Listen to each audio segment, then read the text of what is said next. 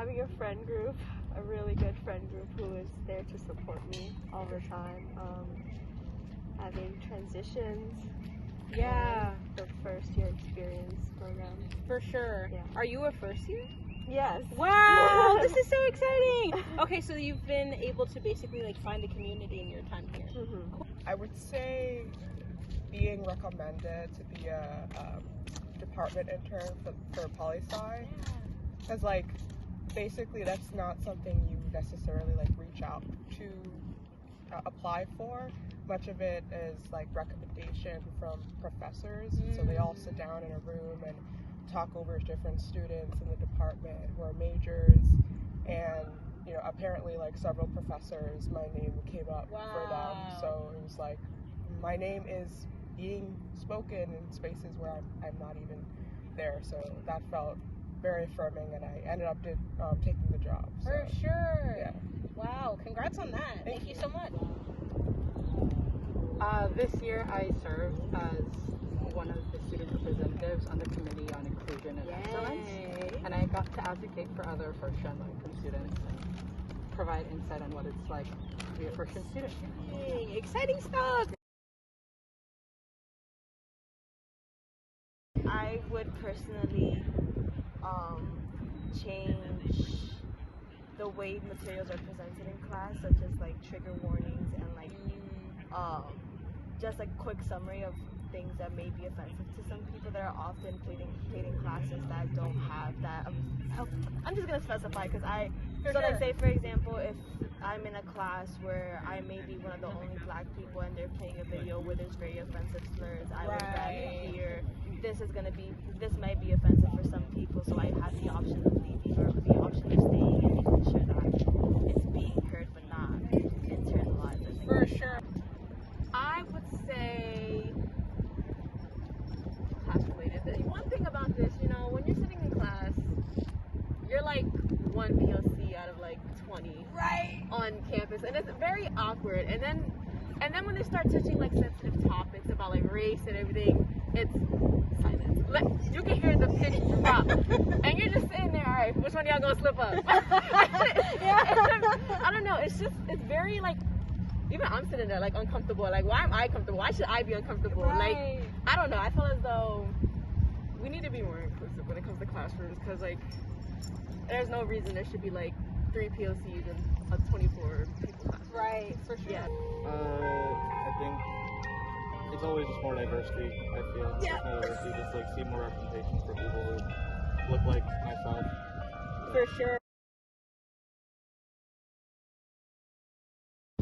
I would say the transitions community, they really helped me in my first year develop the foundation, and that set up the rest of my master career. And it's just, I think, really having a support system and a community that understands you and understands your background and can relate to you in the moments where you feel down.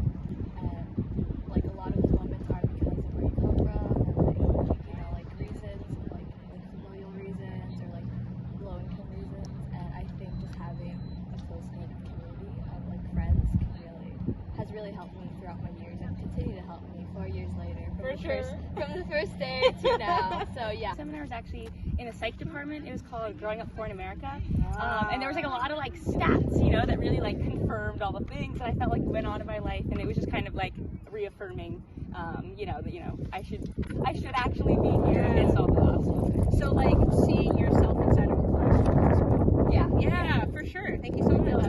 Cool. Thank you.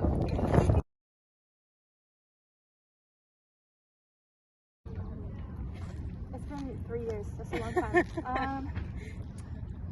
I would say don't be afraid to drop a class. Yeah. It feels like you can't do that. Like, I was really scared professors would get like upset with me, but they're not that hurt because they're big classes. They have other students, but also like in my case, I was not doing well mentally, so they'd rather me take care of myself than be in class. For sure. Also, just talk to your professors like a human being. You don't have to go and ask for help. You can just like talk to them. That's how I got my mentors here. For sure. Check in with them. Yeah. will be more academic-wise for professors, just because I did not have that opportunity in high school to learn to approach a professor or educator and ask for help. So that's very difficult for me to do now. As a senior, I still cannot do it. Yeah. So I'm still struggling with that. Yeah, 100%. Thanks so much. Definitely adjusting to PWI.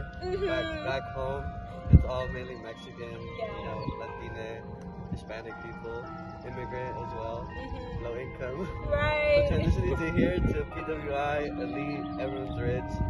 Hardly, there's community, but it's not that difficult to find once you find it. But it's hard to get going. Yeah. Yeah. It was really difficult, like finding like a group of friends who I could relate with and who I felt included by, actively included by. Like for instance, like I had to cut up a group of people like last semester.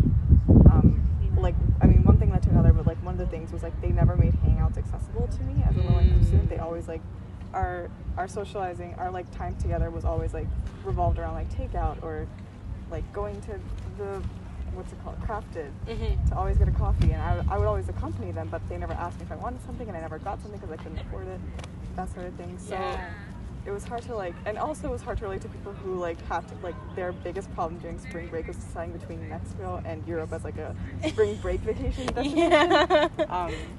When I was trying to figure out like how am I going to pay for housing. So that was like one of the difficult parts of